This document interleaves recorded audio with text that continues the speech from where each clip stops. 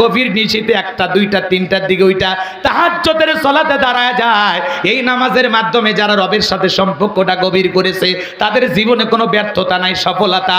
এরা আল্লাহর কাছে যা চাইবে আল্লাহ তাই দেবে। তাহলে রাতের বেলায় রাত্রি জাগরণ করে সিজদার মাধ্যমে আল্লাহর সাথে প্রেম করার দরকার আছে না নাই? গভীর নিশিতে নিরালায় নিবৃত্তিতে যাই নামাজে দাঁড়ায় যাবেন। এই নামাজ পড়ার মধ্যে যে তৃপ্তি, ভালো লাগা, অনুভূতি, এটা ভাষায় প্রকাশ করা যাবে না। আর যারা রাত্রি জাগরণ করে তাহাজ্জুদ পড়ে এদের মেজাজ ফুরফুরে থাকে, এরা সব সময় শান্ত থাকে, তাদের ব্যবহার অমায়িক ব্যবহার হয়। এই মানুষগুলো কখনো পেরেশানিতে ভোগে না, তাদের জীবনের সকল পেরেশানি হতাশা দূর করে দিবেন তিনি কে? তাহলে রাত্রি জাগরণ করে আল্লাহকে সিজদা দেব তো ইনশাআল্লাহ। তাহাজ্জুদ পড়ার মতো বান্দা আমরা হতে কারা কারা রাজি? 5 ওয়াক্ত সালাত সঠিকভাবে আদায় করবেন, 2 হাত তুলে আল্লাহকে দেখান। আল্লাহ সবাইকে 5 ওয়াক্ত নামাজ তাহাজ্জুদ পড়ার তৌফিক দান করেন। জোরে বলেন আমিন, আর জোরে বলেন আমিন। আল্লাহর কিছু বান্দা ইমানদার রাত্রি জাগরণ করে আল্লাহকে সিজদা দেয়। যুবকেরাও রাত্রি জাগরণ করে, তবে সিজদা দিয়া না, ইউটিউব ইন্টারনেট ঘাটাঘাটি কইরা ইমু মেসেঞ্জারে কথা বইলা সারা রাত বান্ধবীর সাথে চ্যাটিং চলতিছে। আছে না নাই? মোবাইলে যে কি পাইছে আল্লাহ ভালো জানে, এরকম আছে না নাই? এই মোবাইলটা সারে সর্বনাশ করে ফেলে দিয়েছে, আমাদের কথা কন ঠিক না? এই মোবাইলের কারণে হাজারো যুবক নষ্ট হয়ে যাচ্ছে, চরিত্র অধঃপতন হয়ে যাচ্ছে। আজকে সমাজের মানুষের চরিত্র নষ্ট হওয়ার পেছনে 1 নাম্বার ভাইরাস হিসাবে কাজ করতেছে এই মোবাইল। এ কথা কন না কে? সারা রাত বান্ধবীর সাথে কথা বলে, হ্যালো জান কি করো? এ ছেলে কথা শুনে ওই মহিলা বলে, আমি একটা উপন্যাস পড়ি, 21-এর বই মেলা থেকে বই নিয়ে আসছি, তোমাকে চাই। এই ছেলে বলে, আমার বাড়িতে একটা উপন্যাস আছে, মিলন হবে কতদিনে? তোর মরণের পরে। সারা রাত ইমু মেসেঞ্জারে বান্ধবীর সাথে কথা বইলা ফজরের আজান হয় যখন, ওই হাইব্রিড যুবক ঘুমাইতে যায় তখন নামাজও পড়ে না। আছে না না? কথা কষ্ট পাচ্ছেন আপনারা? বিরক্ত হয়েছেন? বলবো এ যুবক বলবো, এই মোবাইল সর্বনাশ করছে কিনা? মোবাইল আসিল কি দোলা লাগিল, পড়াশোনায় মন বসে না। মোবাইল আসিল কি দোলা লাগিল, পড়াশোনায় মন বসে না। পেটে ভাত নাহি যাক, পরনে কাপড় নাহি থাক, পেটে ভাত নাহি যাক, পরনে কাপড় নাহি থাক, মোবাইল সারা দিন চলে না। মোবাইল আসিল কি দোলা লাগিল, পড়াশোনায় মন বসে না। রাত 12টার পরে নার্গিস যখন ফোন করে, 2 চোখে ঘুম আর আসে না। রাত 12টার পরে বান্ধবী যখন ফোন করে, 2 চোখে ঘুম আর আসে না। রাত জাগিয়া ফোনে চ্যাট করিয়া, রাত জাগিয়া ফোনে চ্যাট করিয়া, ফজরের নামাজে ঘুম ভাঙ্গে না।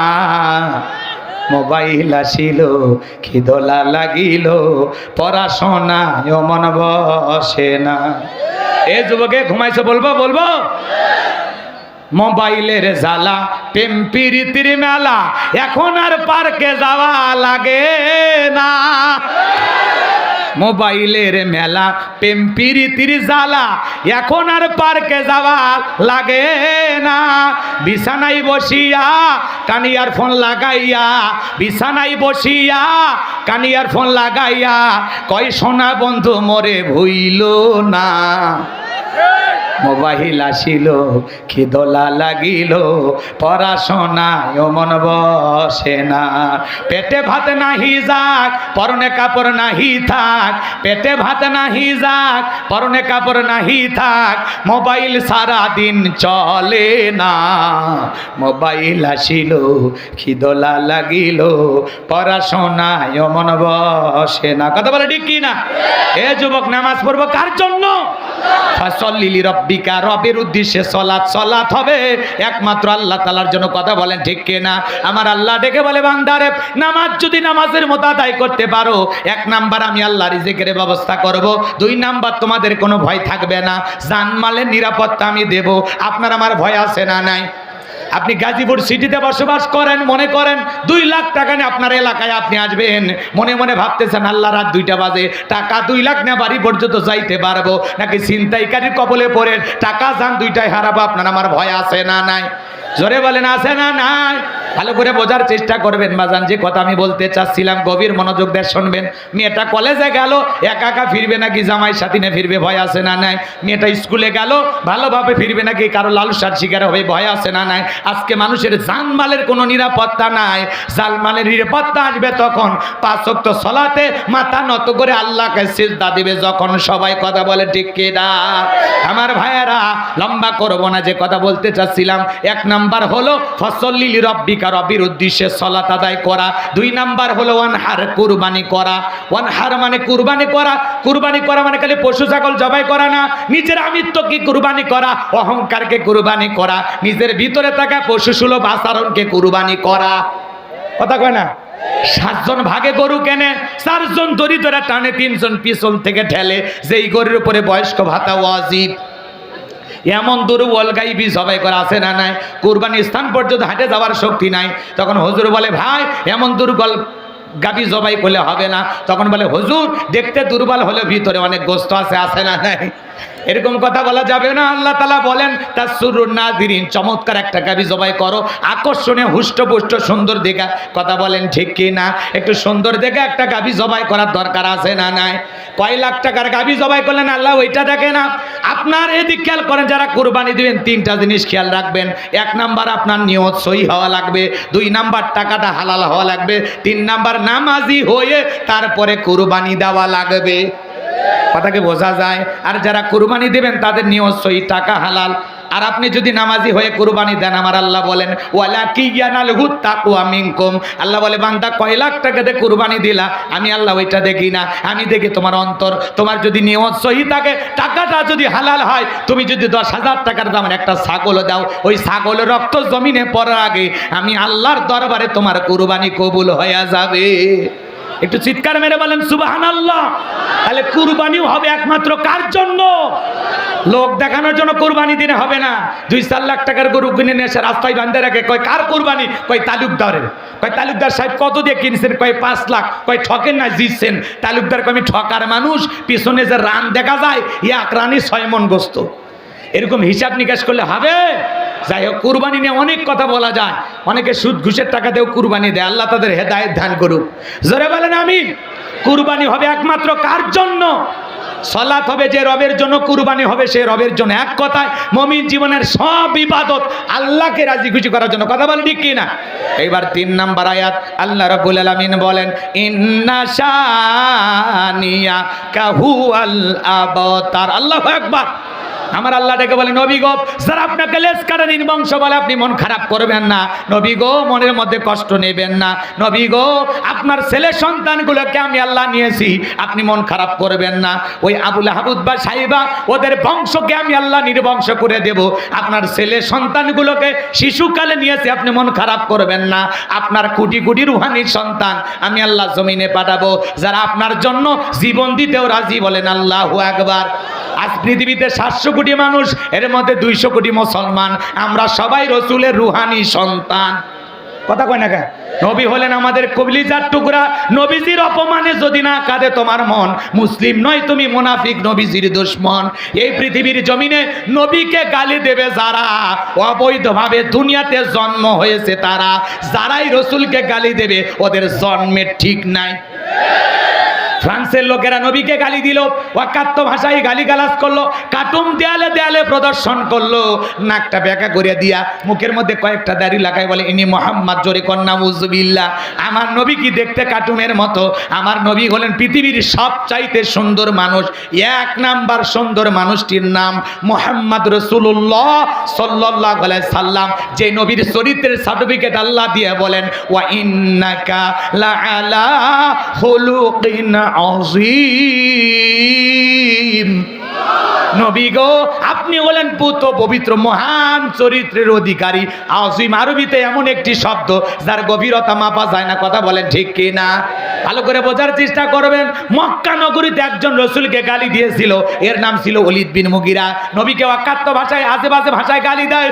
আমার আল্লাহ সহ্য করতে পারলেন না, আসমান থেকে আয়াতে কারিমা নাজিল করে জানায় দিলেন উতুল্লিম বাদা যালিকা জানিম। নবী গো, আপনাকে ওলীদ বিন মুগীরা গালি দেয়, কারণ হলো এ একটা পিতৃ পরিচয়হীন জারর সন্তান, এ একটা বাস্টার্ড। কথা কয় না, কথা কয় না। নবীকে গালি দিয়েছিল ওলীদ বিন মুগীরা। আরবের মানুষ নবীর কণ্ঠে আয়াত শোনার সঙ্গে সঙ্গে ডেকে বলে, নবী এত বড় কথা, আমার পিতৃ পরিচয় ঠিক নাই, আমার জন্মের ঠিক নাই, নবী গো আপনি বসেন, আমি বাড়িতে গেলাম। বলেন তো ছেলেটা বৈধ না অবৈধ জানে কে? ফ্যাক্টরির মালিক, তার মা। কথা কয় না কে? এইবার তার মায়ের নাম ছিল ঝর্ণা। যাই বলে, মা করবি না কোনো তাল বাহানা, নবী আমাকে বলেছেন উতুল্লিম বাদা যালিকা জানিম, আমি নাকি পিতৃ পরিচয়হীন জারর সন্তান। ওলীদ বিন মুগীরার মা ঝর্ণা মনে মনে ভাবে, এত গোপন খবর নবী জানলো কেমনে? নবী তো জানতেন না, নবীকে জানিয়ে দিয়েছেন তিনি কে? আরো জোরে বলেন কে? এই বলে ওলীদ বিন মুগীরার মা ডেকে বলে, বাবা আমারও বয়স হয়ে গেছে, আমি মিথ্যা কথা বলবো না। তোর বাবা ব্যবসা বাণিজ্যের কাজে এতটাই ব্যস্ত, তোর বাবা ব্যবসা চেনে, টাকা চেনে, তোর মারে চেনে না। কথা কয় না? আমার যৌবনের সোনালী দিনগুলো চলে যায়, তোর বাবা আসে না। সে যে কেন আসে না কিছু ভালো লাগে না, এবার আসুক, তারে আমি মজা দেখাবো। তোর বাবা যখন আমার কাছে আসে না, বাড়ির আশেপাশে দেখি তোর চাচা ঘুরঘুর করতেছে। ভাই যখন বিদেশে থাকে, এলাকায় দেবরের আমদানি কমায় না বাড়ে। ওরা স্লোগান দিয়ে বলে, ভাবি ভাইয়া তোমার বর, আমি যে দেবর, ভেবে দেখো ভাবি কার কত দাবি, ভাই গেছে মালয়েশিয়ায়, আমি তো দেশে আসি। কথা কয় না? সুযোগ পাইলে ভাবি ঘরে ঢুকে বলে, ভাবি আপনার চেহারার দিকে তাকাইলে মনে হয় না আপনি দুইটা বাচ্চার মা, মনে হয় না যে আপনার বিয়ে হয়েছে।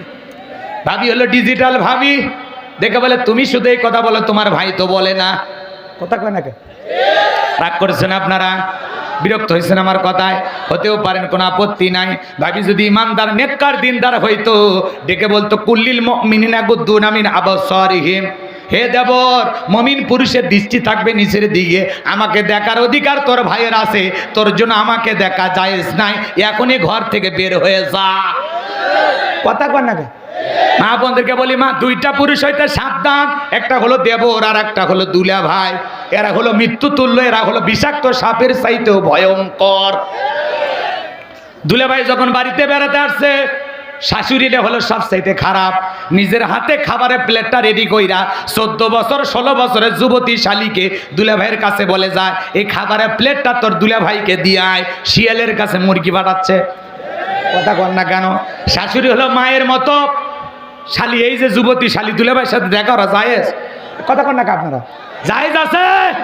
জায়েজ নাই। কিছু কিছু দুলে ভাই আবার শালী যদি কথা না বলে, বাড়িতে যা রাগ করে বলে, এই তোর বাপের বাড়ি যাওয়ার জন্য আমার জীবনে বলবি না, তোর বোনের এত অহংকার, আমি গেলে দুইটা কথা বলে না রে।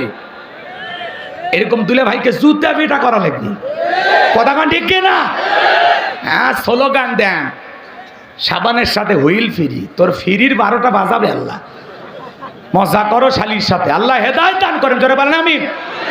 এবার যুবতী শালী খাবারের প্লেটটা নিয়ে গেছে। শোনেন, শাশুড়ি হলো মায়ের মতো, সে যদি খাবারের প্লেটটা নিয়ে জামাইয়ের সামনে যায়, কোনো সমস্যা নাই, খাইতে দেবে আর গল্প করবে, বাবা জামাই তুমি কেমন আছো, মেয়েটা আমার কেমন আছে, ব্যবসা বাণিজ্য কেমন চলতেছে, তোমার রাজনীতি কেমন চলতেছে, বাবা আমার নাতিপুতি কেমন আছে। কথা কয় না? দিন দিন শুকায় যাচ্ছ, মুখটা মলিন হয়ে যাচ্ছে, একটু খাওয়া দাওয়া করো বাবা, নিজের শরীরের যত্ন নিয়ে, আমি তো তোমার আর একটা মা। কথা কয় না? শাশুড়ি মায়ের মতো জামাইয়ের সাথে গল্প করবে, কোনো বাধা নাই, কিন্তু যুবতী শালীর সাথে দেখা করা জায়েজ নাই। যুবতী শালী খাবারের প্লেটটা নিয়ে গেছে, দুলে ভাই কয়, এই পাগলি, আমি কি খাবার জন্য আসি? আমি আসি তোকে এক নজর দেখার জন্য। বিকেল বেলা তোরে একটু মার্কেটে যাব, তুই কি রাজি আছিস? কয়, দুলে ভাই আপনি চাইলে আমি জাহান্নামে যাই তোরে। কথা কয় না? এইবার যুবতী শালীকে নিয়ে মোটর সাইকেলে চলছে, বোঝেননি? বড় অপার স্বামী তো একটু মহাব্বত ভালোবাসা দেখাই দি গিয়া, সম্মান দেখাই দিকে মাঝখানে একটু ভ্যানিটি ব্যাগ দিয়ে একটু গ্যাপ রাখছে আর কি, বোঝেন তো? রাস্তাঘাটে যে অবস্থা, দুলে ভাই আবার হেব্বি শিয়ানা। কথা কি বোঝেননি? ভাঙ্গা জায়গা থেকে এমন ব্রেক করছে, এক ব্রেকে শালী ফাঁকা জায়গা পূরণ করিয়া তামিলের নায়িকার মতো চাপে ধরছে। কথা কয় না? কথা কয় না? এর জন্য মা বন্ধুকে বলি, মা দুইটা পুরুষের মোটর সাইকেলে উঠবেন না, একটা দেবর আর একটা দুলে ভাই। কথা বলে ঠিক কি না? আল্লাহ মা বন্ধুকে হেদায়েত দান করেন, যারা বলেন আমিন। 4টে আমলে মা বোনদের জন্য 8টা জান্নাতের দরজা খোলা। মা বোনদের আমল কম, দাম বেশি। সুবহানাল্লাহ কোন? 1 নাম্বার নামাজ, 2 নাম্বার রোজা, 3 নাম্বার ফরজ পর্দা, 4 নাম্বার স্বামীর খেদমত। মা বোনেরা নামাজ পড়ে ঠিক মতো পড়ে না। জহর পরে আসরের সময়, আসর পরে মাগরিবের সময়, আবার মাগরিব হাঁসের বাচ্চা গরু ছাগল খুঁজতে যায় শেষ, আর এশার সলাতের সময় স্টার জলসা জি বাংলা ধ্বংস করে গেছে সোনার বাংলা। এই সিরিয়ালের নেশায় পড়ে আর এশার নামাজের কথা মনে থাকে না। অবশ্য গাজীপুরের মা বোনেরা এগুলো দেখে না, এই গ্যারান্টিতে বলা যায়। কথা কয় না, রাগ করেছেন মনে হয়। তাহলে মা বোনেরা নামাজ ঠিক মতো পড়ে না, কিন্তু না খেয়া থাকার বেলায় মা বোনেরা শক্ত, রোজা ঠিক মতো রাখে। মাঝে মাঝে মসজিদের মুয়াজ্জিনকে বলে, হুজুর এ মাসে কোনো নফল রোজা আছে কিনা, শবে বরাতের, শবে মেরাজের, এই কথাগুলো শোনে না, কারণ রোজার বেলায় শক্ত। মাঝে মাঝে রাগ করে, আপনার ওপর রাগ করে 2 দিন 3 দিন ভাত খায় না, এরকম বউ আছে না? যদি বলেন এ শেফালি রাগ করিস না, এদিকে আয় সেটা খা, তুমি খাও, তোমার দরিয়া ভরাও। কথা কয় না? 3-4 দিন রাগ করে কোনো ভাত খায়, যাক চাল বেঁচে গেছে তো, নাকি কন? রাগ করেছেন মনে হয়। এর জন্য মা বোনেরা রোজা ছাড়ে না, রোজার বেলায় শক্তি, এদিকে ধৈর্য খুব। কথা কয় না? ধৈর্য খুব। কথা কন ঠিক কি না? কিন্তু 3 নাম্বার, পর্দা ঠিক মতো করবার চায় না। জানালার পর্দা ঠিক আছে, দরজার পর্দা ঠিক আছে, কিন্তু নিজের শরীরে পর্দা দিতে চায় না। মা বোনদের জন্য পর্দা করা নফল না ফরজ। ওয়াকরনা ফি বুয়ুতিকুন্না ওয়ালা তাবাররাজনা তাবারুজাল জাহিলিয়াতিল উলা। নারীরা তোমরা ঘরের ভিতর অবস্থান করো, খবরদার জাহিলিয়াতের যুগের মেয়েদের মতো নোংরা অশ্লীল পোশাক পরে নিজের দেহকে প্রদর্শন করো না। পর্দা করা নারীদের জন্য নফল না ফরজ। পর্দা হলো নারীর সিকিউরিটি দিবে, নিরাপত্তা দেবে।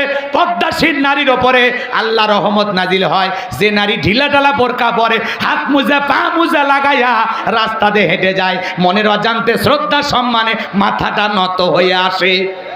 আর যারা উল্টাপাল্টা পোশাক পরে, যার পোশাক যত উল্টাপাল্টা, ওর চরিত্রে তত গন্ডগোল। কোন সম্ভ্রান্ত ভদ্র ফ্যামিলির মেয়ে বোরকা ছাড়া বাহিরে যেতে পারে? কথা কন না কে?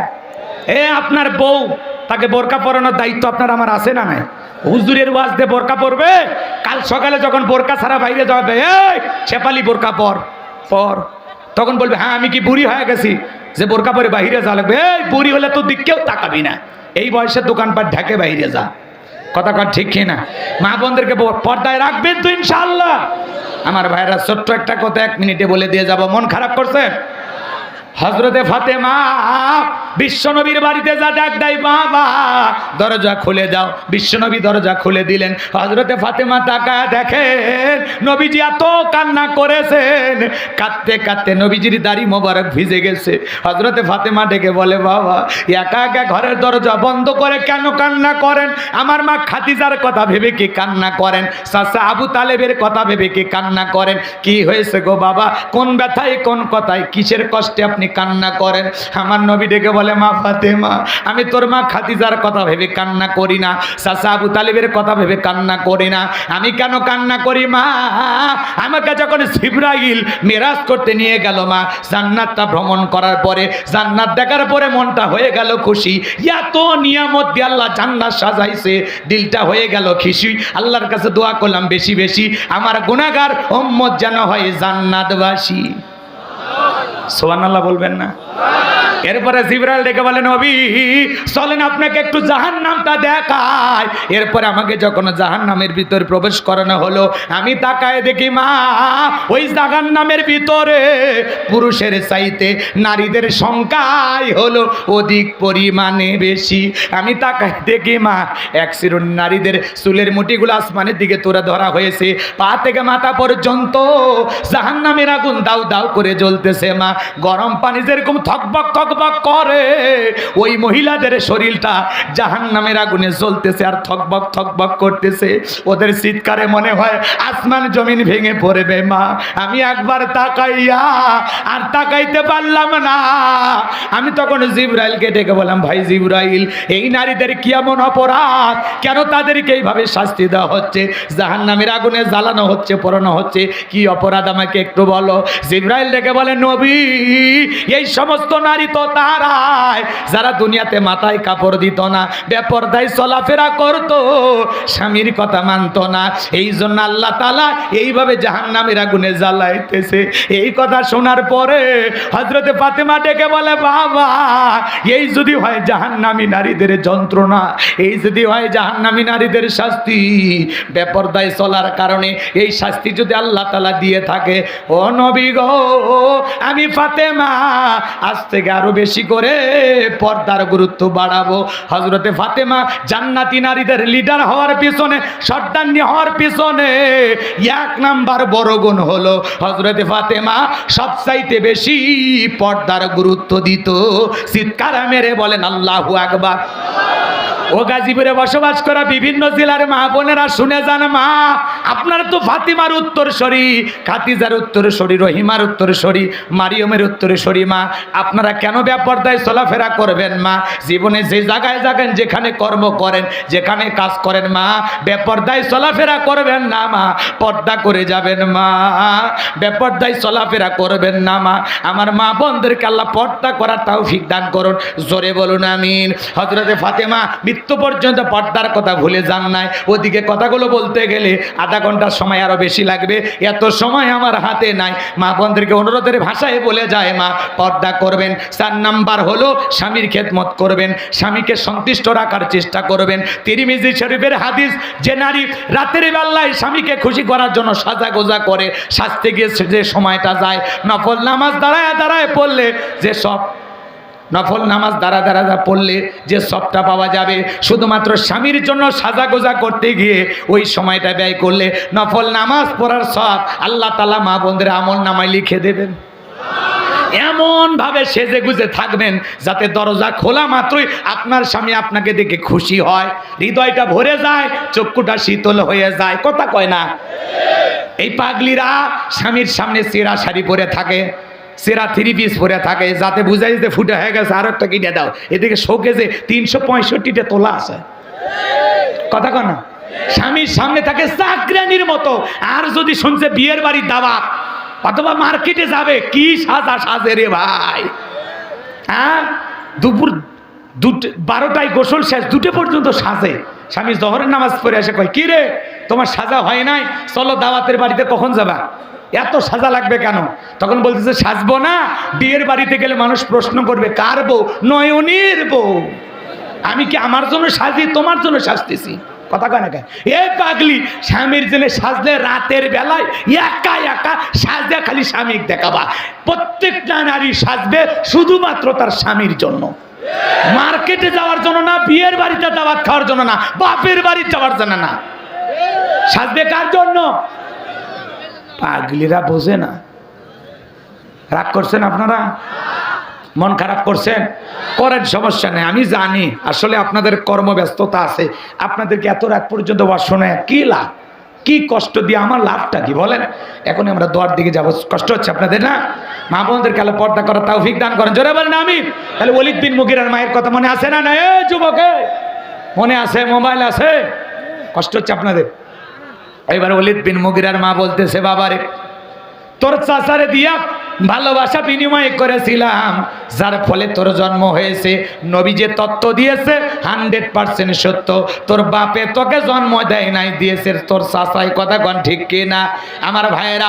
ওলীদ বিন মুগীরা যার সন্তান হয়েছিল, আজও পৃথিবীর জমিনে ফ্রান্সের লোকেরা কেন গালি দেয়? পৃথিবীর 228টা রাষ্ট্র নিয়ে গবেষণা করা হলো, গবেষণায় বেরিয়ে আসলো ফ্রান্সের মহিলারা বিয়ের আগে বাচ্চা জন্ম দেয়।